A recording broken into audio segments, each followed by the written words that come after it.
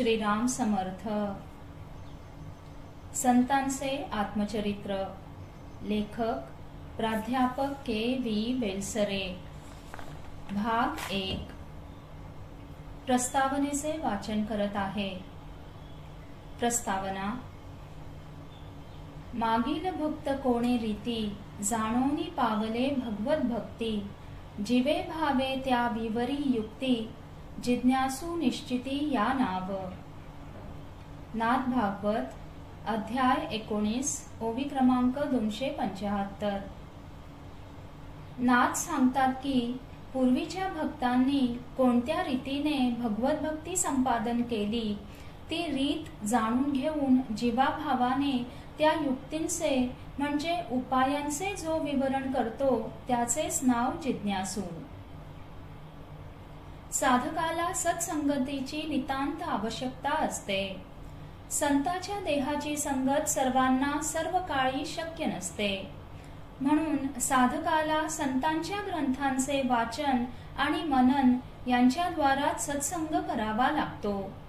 तत्वज्ञानाचा अभ्यास करताना प्राचीन, मध्ययुगीन व अर्वाचीन अशा भारतीय आणि अभारतीय संतांचे ग्रंथ सूक्ष्म वृत्तीने मला पाहावे लागले.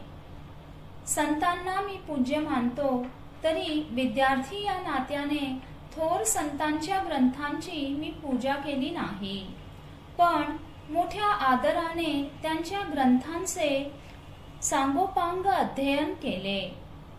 समग्र जीवनाचा अर्थ सांगणारे एक तत्वज्ञान संतांना सांगायचे असते. ते त्यांच्या ग्रंथांवरून समजून घेण्याचा मी मोठ्या सहानुभूतीने प्रयत्न केला. तसेच त्याचबरोबर त्यांनी वर्णन केलेल्या साधनांचा स्वतःच्या जीवनात थोडाफार प्रयोग केला.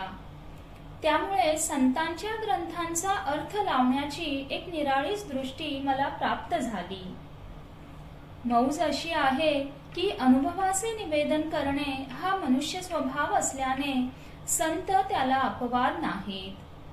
संतांनी आपल्या ग्रंथांमध्ये आपल्या तत्वज्ञानाबरोबर स्वतःबद्दल व स्वतःला आलेल्या अतींद्रिय अनुभवांबद्दल बरेच काही सांगून ठेवले आहे.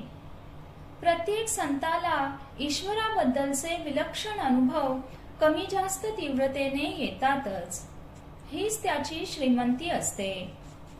उदाहरणार्थ, ईश्वर संबंधी अनुभवांच्या श्रीमंतीमध्ये श्री ज्ञानदेवांच्या इतका गर्भ श्रीमंत संत कोठेही आढळत नाही.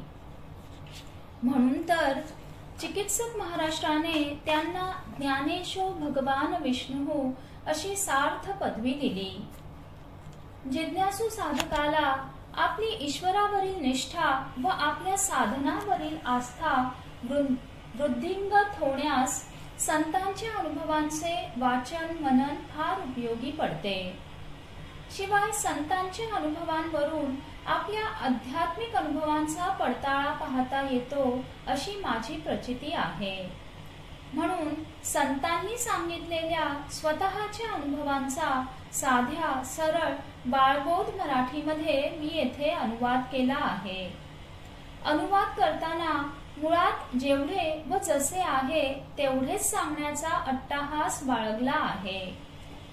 काही संतांनी स्वतःबद्दल जरा सविस्तर व मोकळेपणाने निवेदन केलेले आढळते. उलट काही संत संकोचाने स्वानुभवांचे वर्णन करतात.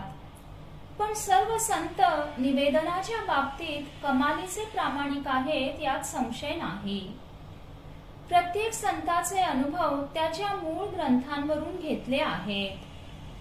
संतांमध्ये पुरुष, स्त्रिया, हिंदू, ख्रिश्चन, मुसलमान सर्व आहेत. त्यांच्या ग्रंथांची नावे दिलेली असल्याने जिज्ञासू वाचकांना मूळ ग्रंथ सहज पाहता येतील. संतांच्या अनुभवांचे हे संकलन साधनाच्या वाटचालीमध्ये मला विशेष उपयोगी पडले. इतर साधकांनाही ते उपयोगी पडेल या भरवशाने हे पुस्तक छापले आहे. त्रिदल प्रकाशनाचे मालक श्री प्र. म. टिळक यांनी मोठ्या हौसेने पुस्तक छापण्याचे काम अंगावर घेतले. त्यांच्या प्रकाशन परंपरेला शोभेल असे सुंदर सुबक पुस्तक छापून त्यांनी जनतेसमोर ठेवले, याबद्दल त्यांना धन्यवाद द्यावे तितके थोडेच आहेत. याही पेक्षा त्यांनी माफक किंमत ठेवून पुस्तक मध्यम वर्गाच्या आटोक्यात आणले, याबद्दल त्यांना संतांचे आशीर्वाद खात्रीने मिळतील असा माझा पूर्ण विश्वास आहे.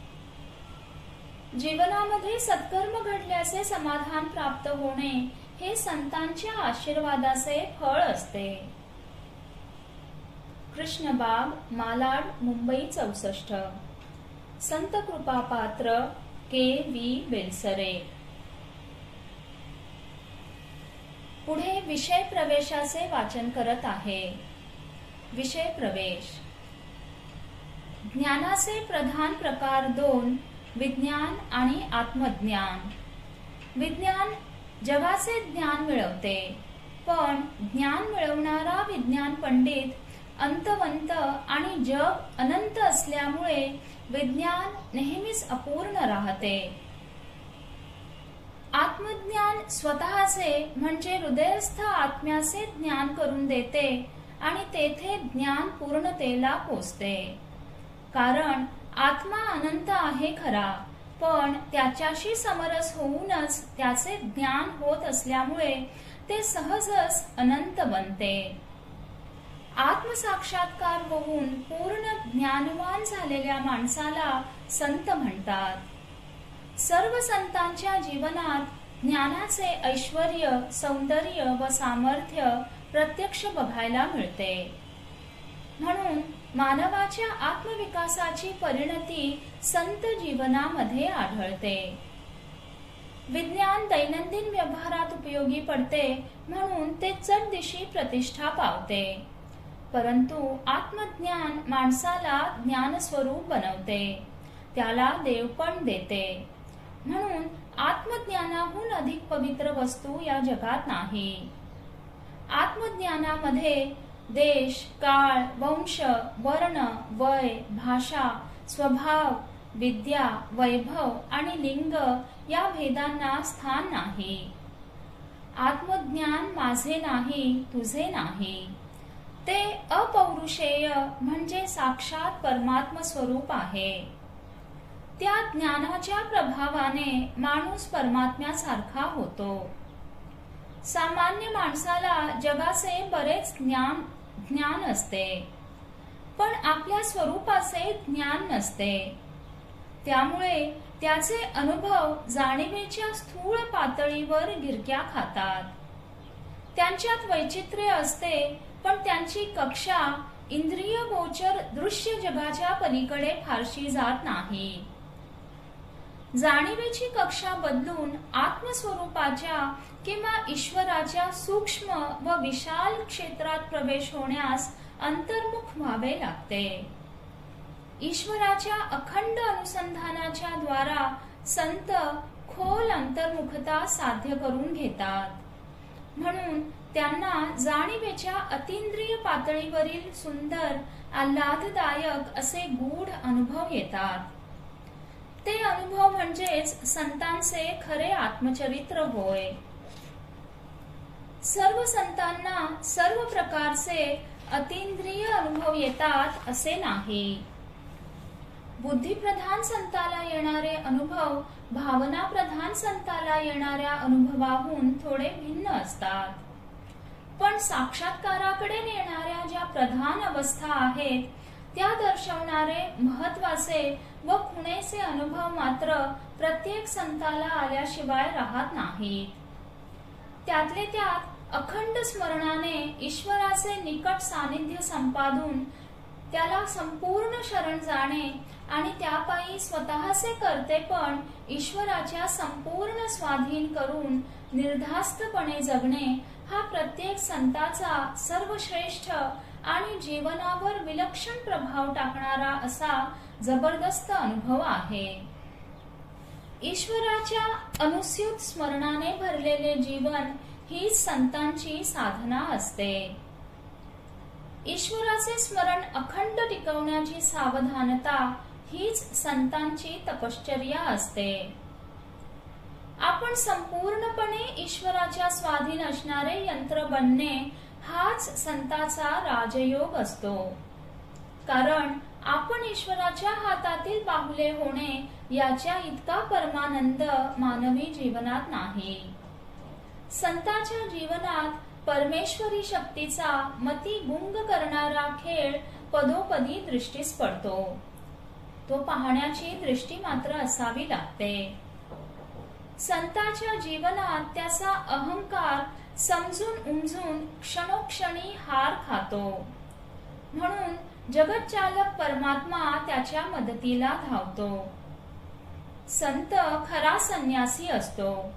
कारण ईश्वराच्या प्रेमास बाधा करणाऱ्या चिंतेचा, भीतीचा, क्रोधाचा व द्वेषाचा त्याने संपूर्ण त्याग केलेला असतो. संताच्या जीवनात ईश्वर खऱ्या अर्थाने प्रवेश करतो आणि जन्मभर त्याची संगत सोबत करतो. ईश्वराशी कायम सहवास साधल्याने संताचे जीवन पूर्ण संवाद, आत्मतृप्ती, आत्मशांती व समाधान यांनी भरून वाहते. संताचे अनुभव म्हणजे त्याच्या शुद्ध बुद्धीमध्ये पडलेला ईश्वराचा दिव्य प्रकाश होय. म्हणून ते सारे अनुभव ईश्वरदर्शी व ईश्वरानुगामी म्हणजे ईश्वराकडे नेणारेच असतात. ईश्वराच्या प्रेमाने आर्द्र झालेले अंतःकरण सांभाळून संत जीवन जगतो. त्या अंतःकरणात ईश्वराबद्दल बेहद आपलेपणा वास करतो. यालाच भाव म्हणतात. जीवाने ईश्वराला साक्षात स्पर्श करायचा असेल तर त्यासाठी भाव हा रामबाण उपाय आहे असे संत सांगतात. ईश्वराबद्दलचा भाव हा भाव शब्दाच्या पलीकडे तर आहेच, पण तो भाव संबंधी सर्व संकल्पनांच्याही पलीकडे आहे. भाव निर्माण झाला की जीव सतत ईश्वर सन्मुख राहतो. संताच्या जीवनात शुद्ध मानवता म्हणजे विवेकशील निस्वार्थीपणा आणि पवित्र ईश्वरता म्हणजे वासना विमुक्ती स्वरूपनिष्ठा यांचा सहज रमणीय संगम घडून येतो. अर्थात संताच्या मानवतेची सारी प्रेरणा त्याच्या ईश्वराधीनतेमधून उदय पावते हे विसरू नये. स्वभावजन्य निस्वार्थीपणामुळे संत कधी समाजविन्मुख असत नाही. आपला आनंद व आपले समाधान सर्वांच्या वाट्यास यावे म्हणून संत लोकात मिसळतो. त्याच्या वागण्याची अशी खूबी असते की बाहेरून तो साध्या माणसासारखा दिसतो व वागतो, पण आतून मात्र तो अहंकार विमुक्त असा आत्मनिष्ठ विश्वमानव असतो. सर्व घडामोडींमध्ये तो ईश्वराची सत्ता पाहतो. सर्व प्राणी मात्रांना तो ईश्वराचे व्यक्त रूप मानतो. म्हणून विश्वाच्या व्यवहारामध्ये त्याला पदोपदी अनंताचे अनंतांगी दर्शन घडते. हे दर्शन वस्तुतः वाणीच्या पलीकडे असणारा अतींद्रिय अनुभव आहे. पण तो अनुभव अतिशय रसरशीत असल्याने वाणीमध्ये व्यक्त झाल्या वाचून राहत नाही.